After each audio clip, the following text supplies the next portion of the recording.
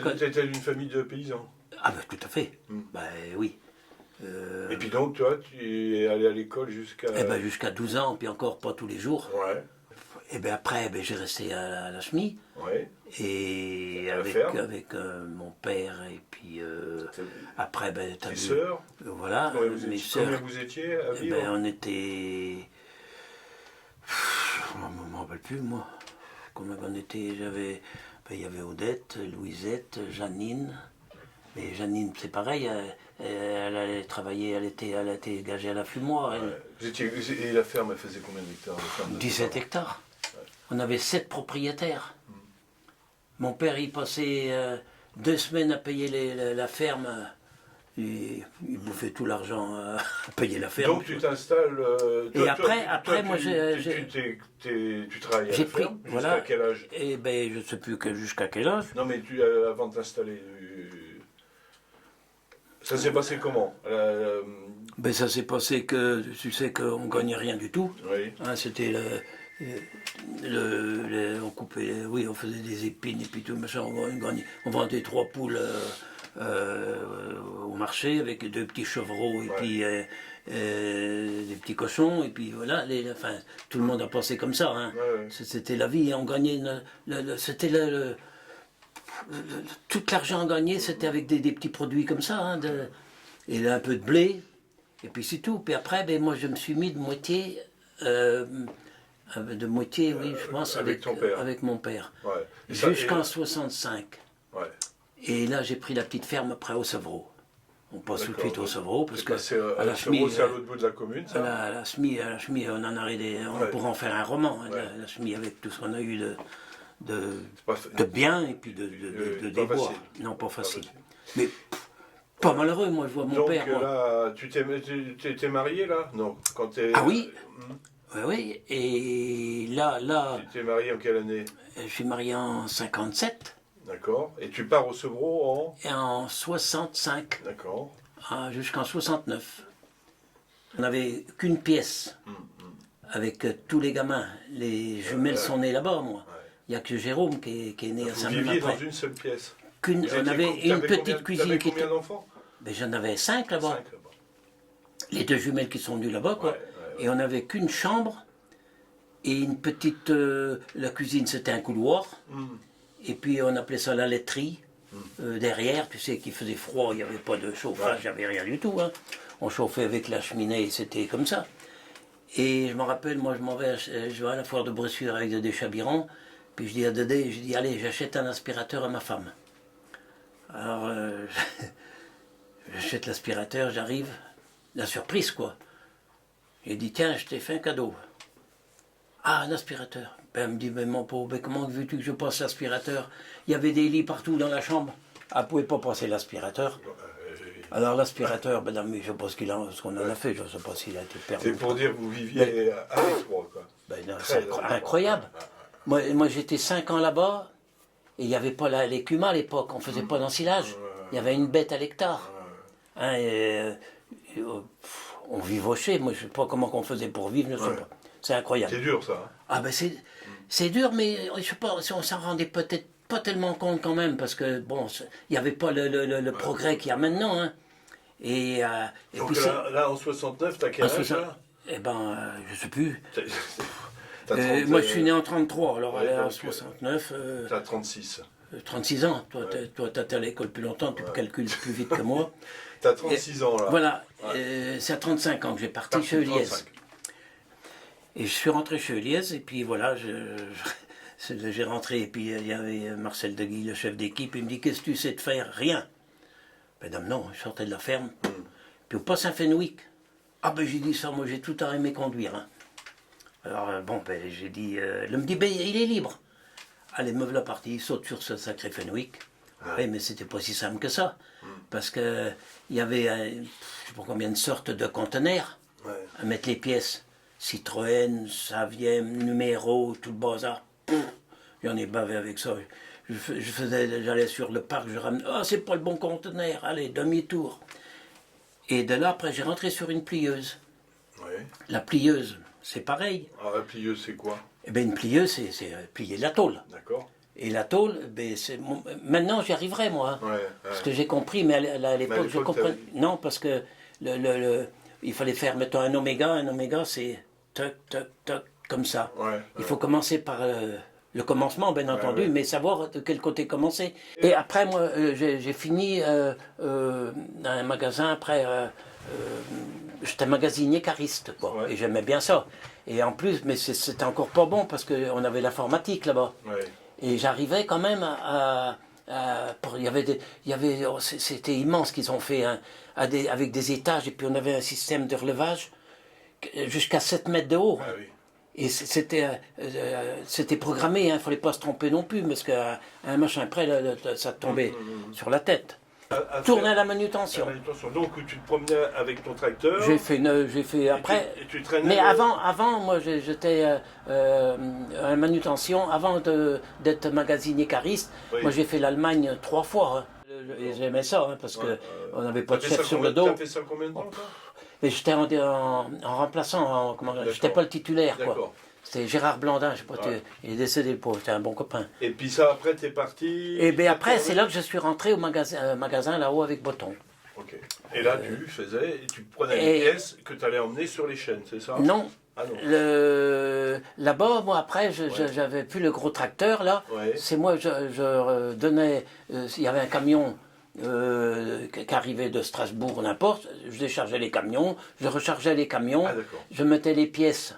Justement, pour un gars qui... Moi, j'étais magasinier après. Oui, d'accord. J'étais cariste, mais... Tu restais dans le stockage. Et j'avais tout mon stock de pièces. Putain, j'aimais ça. Ah oui. C'est dommage, je te dis, j'ai eu, moi...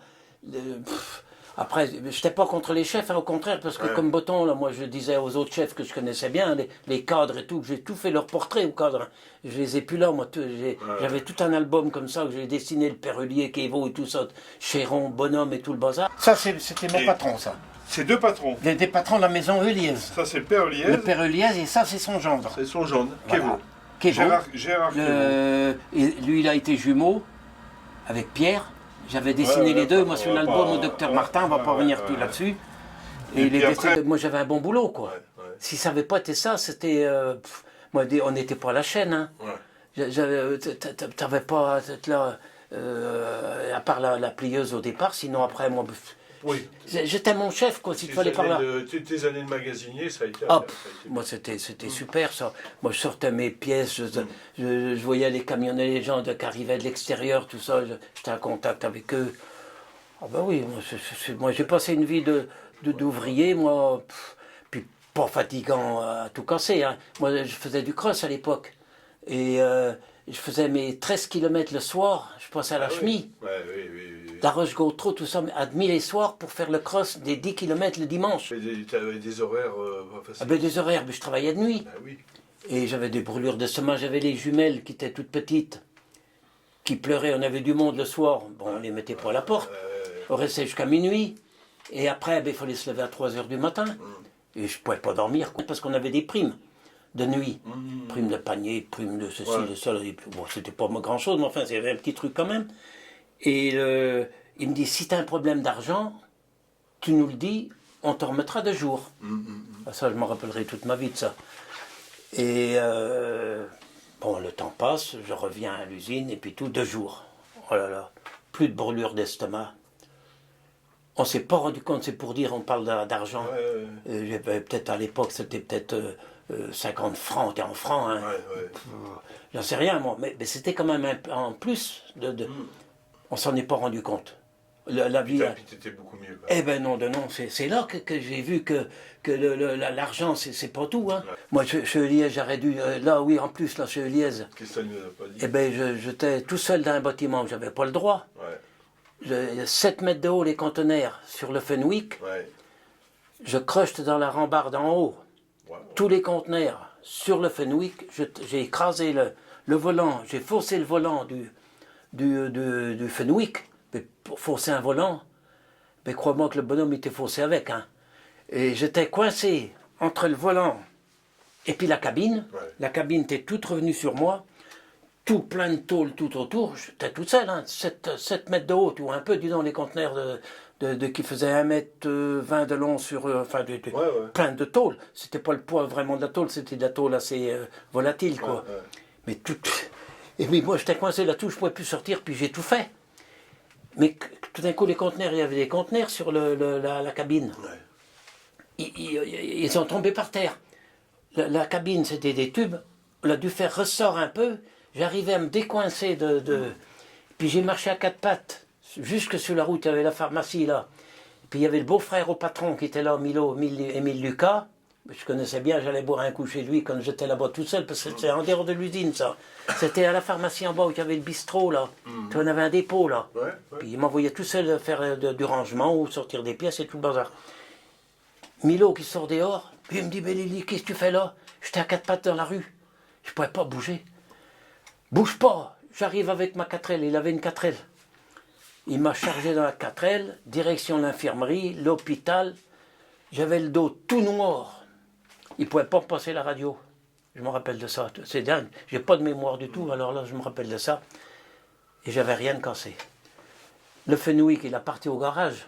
Les gars qui m'ont raconté ça après, parce qu'ils ne savaient pas qui c'est qui avait arrivé. Là, le gars qui était là-dessus était mort. Hein. Il ne pouvait pas s'en sortir. Hein. Mais je m'en suis sorti. Et toi, un peu? Tu faisais des grandes virées avec tes Fenwick aussi. Ah ben j'allais chez Kevo, moi, chez le patron là-bas, en plein hiver, sans cabine. J'arrêtais pas, j'allais jusqu'à Rortais. J'arrêtais par les chemins. Je vois encore le chemin quand j'y passe souvent, quand je vais au pain chez mon beau-frère là-bas. Un petit chemin. Je rentrais dans le chemin pour en patois, battre les ailes. Oui, pour te réchauffer. J'étais gelé. On n'avait pas de gants, pas de cabine. -3, -5. Puis qu'est-ce que tu allais faire? Mais j'allais déplacer des outils. Mais j'étais connu de là-bas, moi. Mais le Rortais qui font les cars. Ah non, tu allais dans l'usine de Rortais. Oui, j'allais là-bas aussi, mais chez Kevo, c'était... j'ai chargé le bateau à Kevo avec Kevo, moi. Ah oui. Kevo était à côté de moi, était en bleu. On se passait les colis sur le bateau qui était dans la SMI à Blanchard. Le bateau, il avait une villa, je ne sais plus où, dans le bas de la France, je ne sais pas où, Kevo. Et moi, avec Kevo, je chargeais le bateau, on discutait. Un gars comme toi, on discutait. C'est marrant, ça.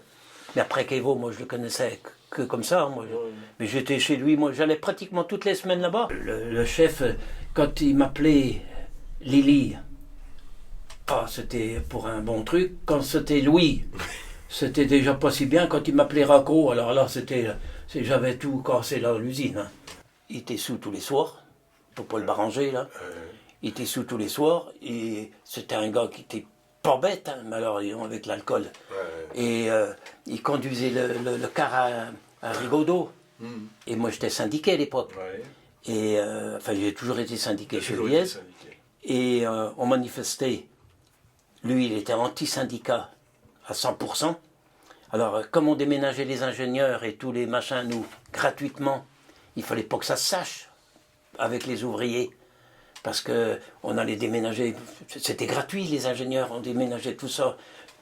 Et déménager les ingénieurs? Oui, ben, ils déménageaient souvent. Hein. Ah, dans leur maison? Leur maison. Oui. Pas dans le bureau, autrement à l'intérieur. Mais alors, reste sur le fait que tu étais syndiqué. Mais moi, je dis ça parce que, mais j'ai jamais eu d'augmentation. Parce que de manifester, c'était... T'étais à la CFDT. Hein. Oui, c'était infect pour lui. Alors on était deux avec Bebel Cousseau et moi, si tu as connu Bebel Cousseau. Et on partait manifester, tous les gars du bureau, ils rigolaient de nous. On avait 1% d'augmentation, eux ils en profitaient. Et ils débrayaient jamais. Nous on perdait notre journée de débrayage. Et puis ainsi de suite. J'étais bien avec tous les autres chefs. Lui là était con. Putain, mais c'est pour ça que j'ai passé une vie d'enfer. T'as pas... Il convenait pas du tout à faire... Mais non, toi, il était fâché avec toute sa famille. Mais avec toi, par exemple, Eh bien, moi, ça passait pas parce que moi, je répondais tout le temps. Je pouvais pas admettre parce que moi, je disais, moi, je suis là, moi, c'est pour gagner ma vie, j'ai ma famille. Si je fais une connerie, je renverse un conteneur. Je le fais pas volontairement, hein. Mais il comprenait pas ça, lui. La moindre connerie, il me sautait dessus. Puis, comme je répondais tout le temps, moi, j'y répondais. Moi, j'ai dit, tu commences à nous embêter avec tes conneries de gamin, là. Il a dit, ça y plaisait pas. Ma femme, elle a rouspété parce qu'elle me dit, mais t'aurais rien dit, t'aurais eu de... Et j'avais jamais d'augmentation à cause de ça. Ben oui. J'ai sorti avec rien. Un beau jour, parce qu'on travaillait pas mal avec les Portugais. Ouais. Et moi, j'avais des copains portugais, plus que de Français presque. Et Lunda de Souza, un beau jour, je trouve la photo de Lunda de Souza. Je dessine Lunda de Souza sur mon tracteur parce que j'avais 3 remorques moi derrière mon tracteur pour distribuer les pièces. Et le temps de décharger le...